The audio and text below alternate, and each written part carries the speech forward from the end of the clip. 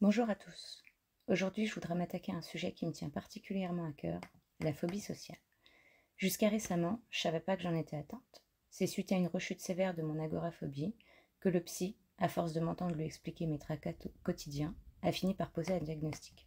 Alors sur le coup, comme avec le reste, j'étais pas d'accord. D'abord un trouble anxieux généralisé avec agoraphobie, et maintenant voilà que j'aurais aussi peur des gens tout court. Mais non, docteur, moi j'ai un fort caractère. Les gens qui me font des réflexions, je les envoie sur les roses. Ceux qui m'aiment pas, je m'en moque, je fais ma vie, ils font la leur. Eh bien non. Une fois rentrée à la maison, j'ai retourné ça dans ma tête. Alors effectivement, il avait raison. Il y a certaines catégories de personnes que j'arrive pas à côtoyer, et il y a surtout beaucoup de situations que j'évite au maximum et qui me fichent des crises d'angoisse pas possibles. J'ai fait un travail sur moi-même pour identifier ces personnes et ces situations, et j'ai réfléchi au pourquoi du comment. Où est-ce que j'avais le plus peur et quand? Alors, devant l'école, en attendant la sortie de mes enfants, aux réunions de rentrée, à l'arrêt de bus pour les déposer, quand il fallait parler avec une maîtresse, quand quelqu'un devait venir chez moi. Quels étaient les facteurs communs à tout ça? Et tout a pointé dans la même direction.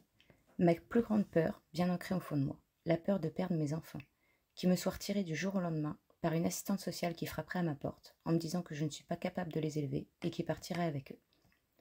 Alors identifier ces lieux, ces situations et cette peur, c'était un bon début, mais je me suis demandé comment t'en es arrivé là.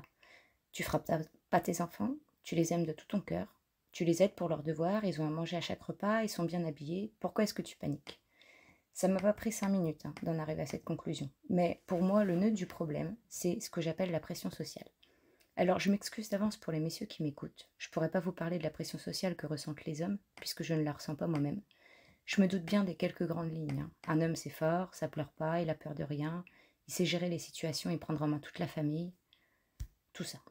Je vous parlerai ici de la pression sociale ressentie par les femmes, et plus particulièrement par les mères.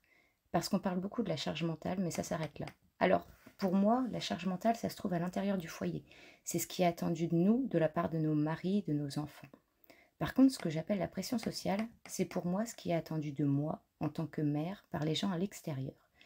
Cette image de la mère parfaite, renvoyée par les réseaux sociaux. Cette même tendance qui pousse nos ados à vouloir faire de la chirurgie esthétique pour ressembler à leur filtre Instagram ou à leur youtubeuse préférée. C'est assez insidieux parce que je m'en suis pas rendu compte tout de suite. J'ai toujours eu quelque part au fond de moi l'idée que je ressemblais pas à ce qu'on attend d'une mère de famille. Comme je vous l'ai déjà dit, je suis tatouée, percée, avec un look qui est très loin du tailleur de la secrétaire de direction, mais le mois d'avant, ça la dérangeait pas. Mes enfants aimaient mon look, adorent mes tatouages, et ceux qui me regardent de travers, grand bien à leur face, ça m'atteignait pas. Puis, cette folie des réseaux sociaux est arrivée, et petit à petit, comme tout un chacun, j'ai commencé à regarder des vidéos traitant des sujets qui m'intéressaient. J'étais assez mal organisée, et je me suis dit, regarde donc des youtubeuses qui t'expliquent comment elles s'organisent, tu trouveras peut-être des astuces que tu connaissais pas. Puis de fil en aiguille, je suis passée d'une petite vidéo d'organisation à une vidéo de motivation ménage, rangement à la Marie Kondo, routine du soir, du matin. Bref, toutes ces femmes étaient toujours bien mieux organisées que moi, malgré la pression que je me mettais pour atteindre leur niveau, qui est, disons-le, inatteignable. Leurs enfants sont parfaits, leurs maisons sont instagrammables de jour comme de nuit. Même quand elles commencent une vidéo ménage de l'extrême, en fait elles n'ont qu'une paire de chaussettes à ramasser et le lave-vaisselle à vider, c'est ce qu'elles appellent un gros bazar. Alors bien évidemment, ces personnes ne nous montrent que ce qu'elles veulent bien nous montrer. Si ça se trouve, derrière sa caméra, Josiane du 34, elle a une pile de 6 mois de linge sale en retard et elle nous montre juste sa magnifique cuisine qui brille. Ces gens sont certainement normaux, ils sont pas parfaits. C'est juste que pour nous vendre les contenus et le tout nouvel aspirateur à la mode, il faut que nous soyons persuadés que si nous nous donnons les moyens, nous leur ressemblerons. Mais moi, sur le moment, je me gavais de ces vidéos, en enviant ces femmes toujours parfaites, jamais en retard, qui n'oublient jamais le jour de la sortie scolaire ou de la photo de classe, puisqu'elles sont super organisées.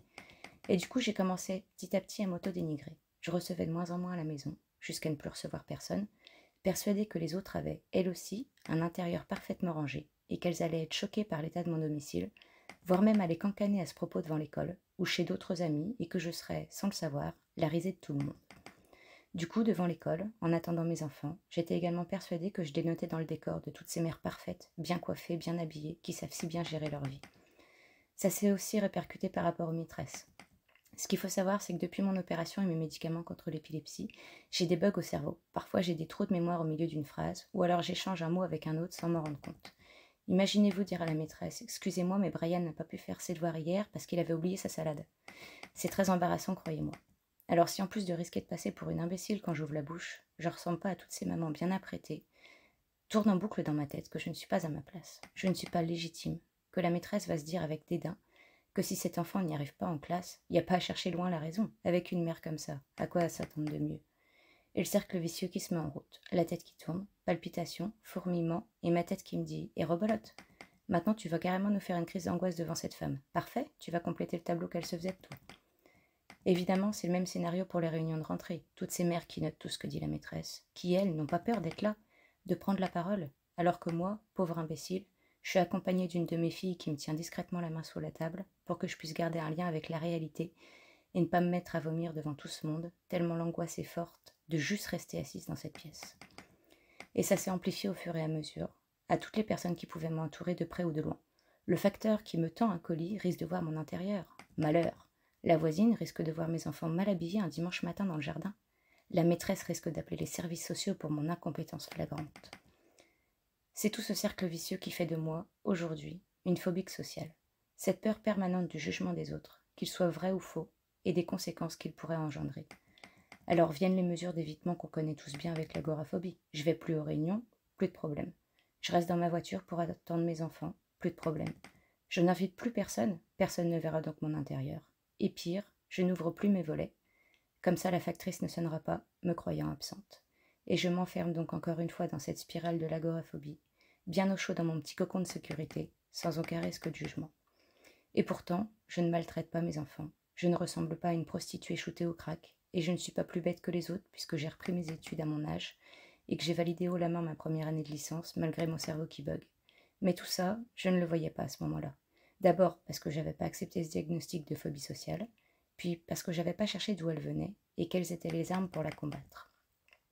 Je vous encourage donc, si vous ne le faites pas déjà avec l'aide de votre psy ou un autre accompagnant, de vous poser avec un papier et un crayon et de noter ces lieux, ces gens, ces situations qui vous déclenchent de l'angoisse ou que vous évitez, et de faire comme moi, remonter tranquillement le fil pour comprendre le pourquoi du comment. Je ne dis pas que ce sera tout de suite facile ou évident, ça prendra le temps qu'il faut, mais on est toujours mieux armé pour combattre quand on sait ce contre quoi on se bat. Et après, qu'est-ce qu'on fait une fois qu'on a listé ces situations et compris d'où ça venait? Alors j'ai pas de recette miracle, vous vous en doutez bien. La mienne de recette, ça a d'abord été d'accepter que j'étais malade et de décider de me battre contre cette maladie. Petit à petit, en célébrant chaque victoire, aussi minime soit-elle. Ma technique perso, c'est de me parler à moi-même, soit tout haut, soit dans ma tête, et de me fixer des objectifs à court et à long terme. Mon premier objectif à court terme, c'était d'être capable d'ouvrir mes volets, et celui à long terme, de pouvoir montrer à mes enfants, grâce à ce simple geste, que maman reprenait le dessus. J'ai commencé par ouvrir mes volets tous les après-midi. Le matin, j'étais pas encore prête à ce qu'on puisse sonner à la porte, alors que j'étais en pyjama, avec le petit déjeuner des enfants encore sur la table. Donc une fois le ménage fait, je me disais, voilà, la maison, elle est propre, t'es présentable, maintenant sois courageuse et ouvre tes volets. Les premiers temps, je vous assure que c'était un véritable supplice. Le moindre mouvement devant la fenêtre et paf, crise de panique. Et surtout, j'attendais avec impatience qu'il fasse nuit pour avoir une excuse pour fermer ces fichus volets. Au bout d'un moment, un assez long moment, c'est devenu naturel pour moi et je me suis surprise moi-même en ouvrant les volets un matin, avant même de commencer le ménage. À ce moment-là, je me suis félicitée. Ça peut paraître bête, dit comme ça, mais il n'y avait personne pour m'entendre, seulement moi, et j'avais besoin de marquer le coup, de me dire « Bah voilà, t'es capable, t'as réussi, tu vas pouvoir fixer un nouvel objectif. » Et j'ai gravi cette énorme montagne, objectif par objectif.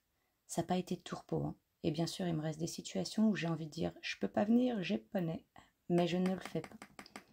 Quand je sais que c'est un cap qui va être difficile à passer, je demande à mes proches de m'épauler, comme la réunion de rentrée de mon dernier, où ma fille m'a accompagnée. Elle sait de quoi je souffre, elle a connu le mois d'avant, et elle veut aider sa maman à redevenir ce qu'elle était. En me voyant tourner en rond devant la porte d'entrée au moment de partir, elle m'a dit « Oh, je t'accompagne ». Ça a été un soulagement énorme de ne pas y aller toute seule, et je vous assure que je mesure la chance d'avoir une famille aussi compréhensive et aidante. Et en plus de l'accompagnement, je me répète au premier vertige que je peux le faire, que je ne vais pas tomber, je ne vais pas vomir, ni me taper la honte devant tout le monde. J'essaye que cette voix soit beaucoup plus forte que la petite pernicieuse qui tourne en boucle, en tâche de fond, me répétant que je ne suis pas à la hauteur. Je suis à la hauteur, et j'y arriverai parce que de cette façon, je combats un peu sur tous les fronts.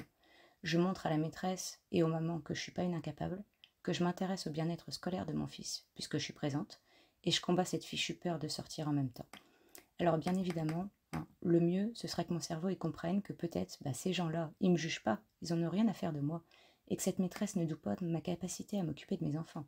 Mais ça, il veut pas encore l'intégrer, alors en attendant, j'utilise cette petite voix dans ma tête. Alors c'est fatigant au début, parce que tout est difficile, puis en établissant des routines, des rendez-vous fixes, des objectifs atteignables, sans s'en rendre compte, on s'habitue à certaines situations qui, après coup, ne nous paraissent plus si insurmontables. Et voilà pour ce que j'avais à dire aujourd'hui. Si vous aussi, vous avez l'impression de passer un entretien d'embauche à chaque fois que vous passez la porte de chez vous, n'hésitez pas à laisser un petit commentaire sous cette vidéo. À mon avis, plus on partage nos expériences, plus on avancera. Et s'il y a des messieurs qui ont écouté en entier, d'abord, merci à vous et n'hésitez pas à nous expliquer en commentaire à quoi ça ressemble la pression sociale de votre point de vue. Merci de m'avoir écouté et prenez soin de vous.